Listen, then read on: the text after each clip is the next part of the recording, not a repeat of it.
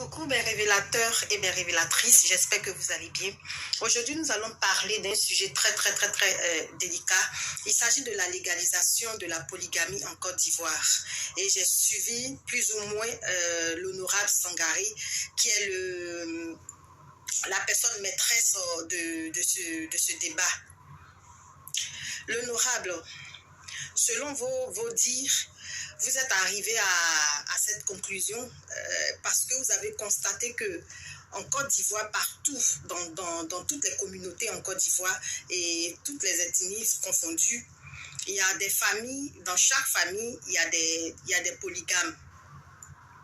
Et vous vous êtes dit que ça ne sert à rien qu'une femme reste maîtresse pendant longtemps. Il faudrait que chaque femme soit à mesure d'être légalisée devant le maire, de sorte que lors du décès de son mari, elle puisse aussi profiter des privilèges de la première femme, c'est-à-dire du bien de ce défunt mari. Et voilà pourquoi vous êtes penché sur cette décision.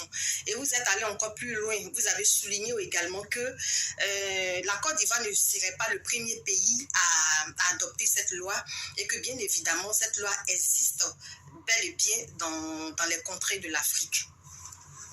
Mais moi, ce qui m'a un peu perturbé dans votre déroulement, dans votre développement et dans votre thèse également, ce qui m'a beaucoup perturbé, c'est le fait de souligner que en Côte d'Ivoire, tout le monde vit la polygamie et que ça serait vraiment idéal de pouvoir légaliser pour sauver les femmes. Parce que c'est ce que vous avez dit, que beaucoup de femmes en souffrent et que c'était pour vraiment respecter nos différentes sœurs qui n'ont pas de mari à elles. Mais la question que je me pose, puisque dans votre déroulement, dans votre développement, on vous a posé la question de savoir si la femme aussi pouvait se mettre aussi en couple avec deux hommes ou des hommes. Et vous avez renchéri en disant que cela ne fait pas partie des mœurs de la Côte d'Ivoire, de la coutume et de la constitution. Et qu'une loi est présentée devant l'Assemblée, lorsque cette loi entre en ligne de compte avec notre constitution qui prévoit l'égalité des différents sexes en fait.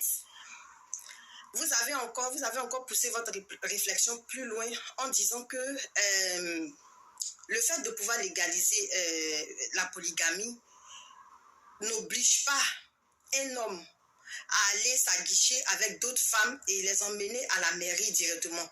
Il doit avoir d'abord le consentement de sa femme, c'est-à-dire la première épouse. Si elle est d'accord, dans ce cas, monsieur peut épouser sa deuxième femme.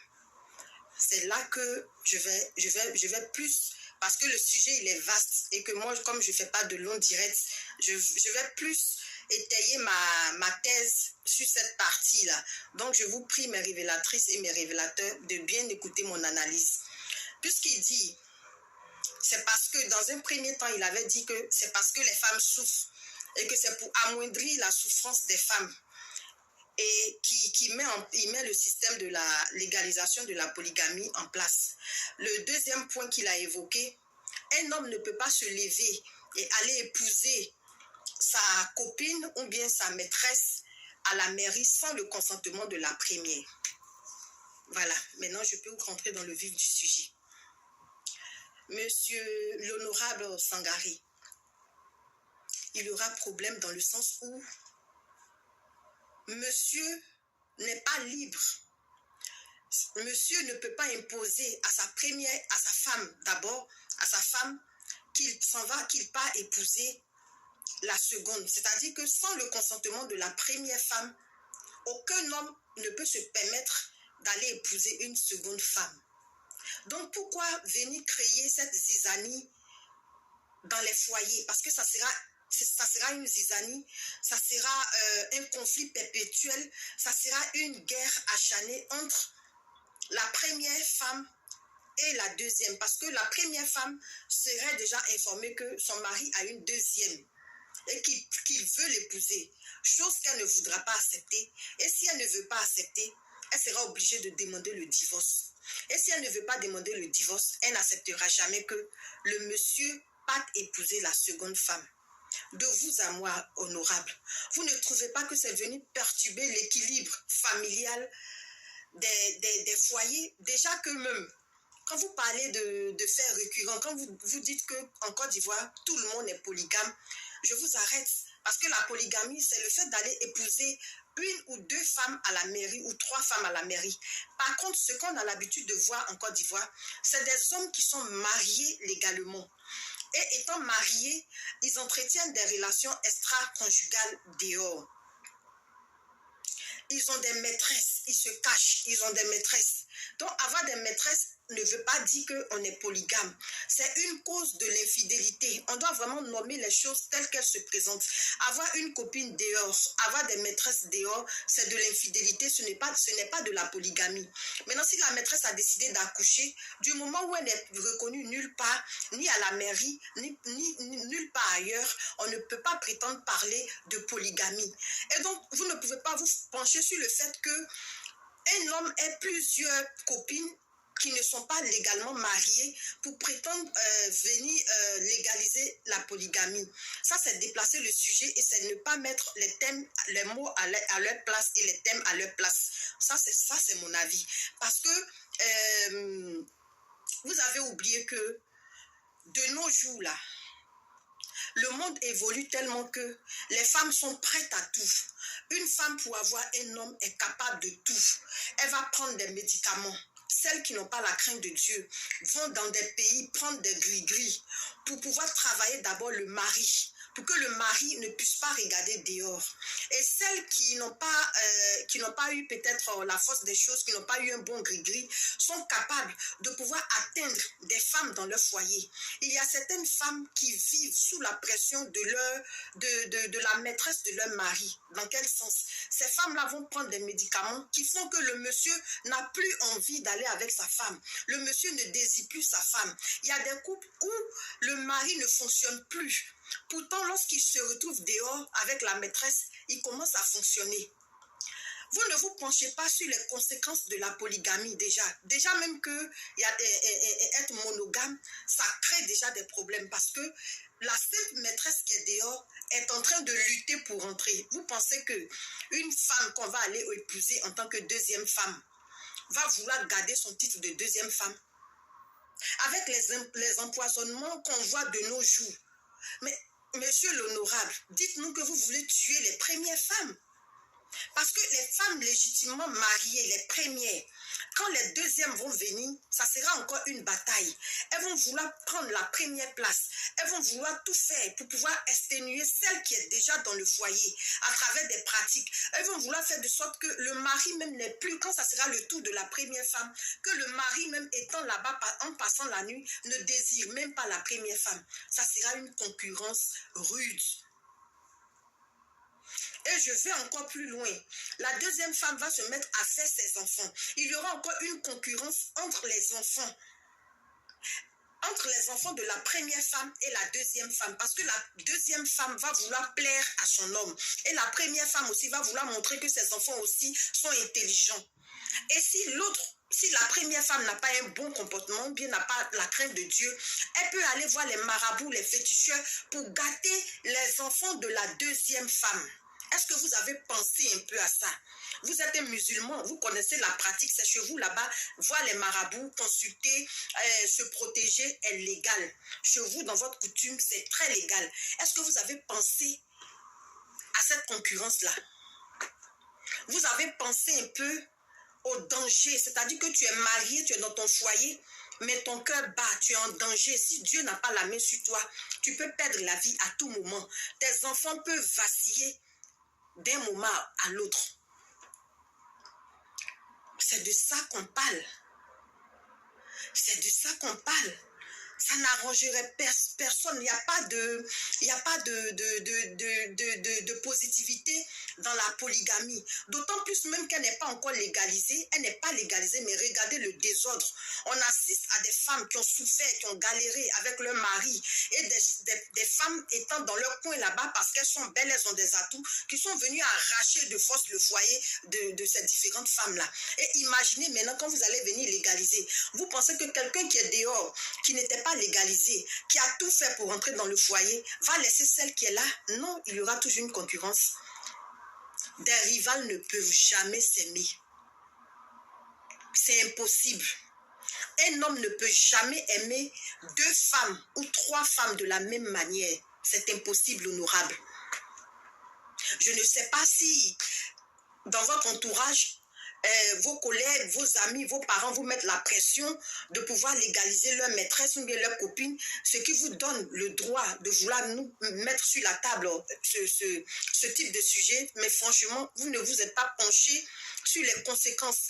D'autant plus que le monde va à la perdition. D'autant plus que les bonnes mœurs n'ont plus de valeur. Et venir encore mettre la polygamie, mais ça sera un désordre. Le mariage qui constitue le nez, la clé, la valeur d'une femme et d'une famille. Vous allez venir ternir cela. Et vous allez encore plus loin. Vous dites non que c'est optionnel. Mais pourquoi vous rendez ça optionnel? Si c'est optionnel, c'est que ça n'a pas le droit d'être obligé carrément. Là, on pourra comprendre parce que le sujet n'est pas résolu. Tant que c'est optionnel, c'est pas résolu.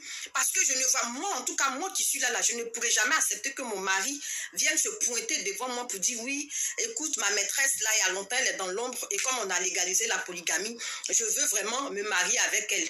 Je vais plier mes bagages, je prends mes enfants et puis je me casse parce que je ne vais jamais accepter. Je préfère rester en vie. Je préfère voir mes enfants réussis parce que si une femme, la réussite d'une femme, quand la femme voit ses enfants réussis, c'est qu'elle a gagné sa vie. Je préfère être célibataire, endurci, voir mes enfants évoluer en vie que de lutter le nerf d'un être humain qui ne sera même pas satisfait malgré qu'il nous ait mis toutes deux à la maison, qui ira encore chercher encore dehors. Je préfère me retirer. Et beaucoup de familles, beaucoup de femmes vont se retirer. Beaucoup de femmes ne vont jamais accepter d'avoir une coépouse légalement mariée, reconnue au même titre qu'elle. Et j'espère que votre loi là ne passera pas. Les garçons s'en réjouissent parce que eux, c'est leur point faible. Ils ne voient pas les conséquences. Il y a des hommes qui n'arrivent même pas à manger, à nourrir une seule femme. Ils se mettent dans le lot. Mais vous, l'honorable, vous avez dit que vous êtes issu d'une famille polygame et que votre père avait 3 enfants. Pour preuve, vous êtes honorable, vous avez tous réussi. C'est une grâce que vous avez eue. Ce n'est pas pareil pour toutes les personnes qui ont vécu la polygamie. Donc, dites que c'est une grâce de Allah que vous avez reçue. C'est simplement une grâce de Dieu que vous avez reçue. Ce n'est pas valable pour tout le monde. Et encore, on vous pose la question, puisque la polygamie s'adresse à l'homme et à la femme, c'est que nous aussi, nous pouvons encore prendre aussi des hommes. Vous avez dit non, que si ça ne concorde pas aux mœurs et à la coutume de la Côte d'Ivoire, la loi ne l'autorise pas. Pourquoi? Vous n'avez pas parlé de polyandrie, vous avez parlé de polygamie. Donc polygamie, c'est dans les deux sens. Si monsieur est capable de prendre 2 femmes, moi aussi, je suis capable de prendre 2 hommes. Et déjà, même, vous savez que les femmes, là, nous, les femmes, là, souvent même, on a 2 gars, 3 gars, 4 gars, 5 gars, on gère. Et vous venez mettre un truc comme ça, pareil. Si moi, je suis dans mon foyer, mon mari vient me faire asseoir pour me dire, écoute, ML, révélation, je veux prendre une 2e femme. Et que moi, je ne veux pas. Pourtant, je sais que quand je sors, là, il y a des vrais gars qui me draguent. Vous pensez que quoi? C'est-à-dire que je ne veux même plus croire en la religion que je suis. Je serai perdue et je vais commencer aussi à gérer aussi mes hommes dehors. Donc, ça sera un désordre. Ça sera un désordre. Et c'est les maladies qui vont se multiplier. Les MST, le VIH-Sida et j'en passe. Ça sera vraiment une foutoir parce que l'homme va se mettre là. Les 2 femmes qu'ils ont mariées légalement, est-ce que ce sont des femmes fidèles? Première question. La troisième qui vont marier, est-ce qu'elle sera fidèle? Qu'est-ce qu'elle fait dehors? Donc, qui va surveiller les deux femmes qui sont mariées? La rivale va surveiller sa rivale. Qui va contrôler cela? Si la première femme a son amant, la deuxième femme a son amant, la troisième a son amant, vous voyez un peu ce que ça fait. Pour canaliser, c'est un peu difficile. Donc, moi, je pense qu'il y a d'autres sujets plus importants que ça, que de venir parler de la légalisation de la polygamie. C'est mon point de vue. Voilà, le sujet, il est long et je ne vais pas trop durer. Du coup, je vous laisse débattre, continuer le débat. Vous, les hommes, je vous invite sur cette page à commenter aussi. Tous les avis sont partagés. Mais franchement, je ne sais pas si je vais faire un autre direct là-dessus, mais j'ai beaucoup de choses à dire. Mais comme je ne peux pas être longue, je vais m'arrêter là. Sur ce, si vous avez aimé, partagez massivement dans tous les groupes. Abonnez-vous à la page de ML Révélation Divine. Likez, partagez et on se retrouve demain pour une autre vidéo. Merci.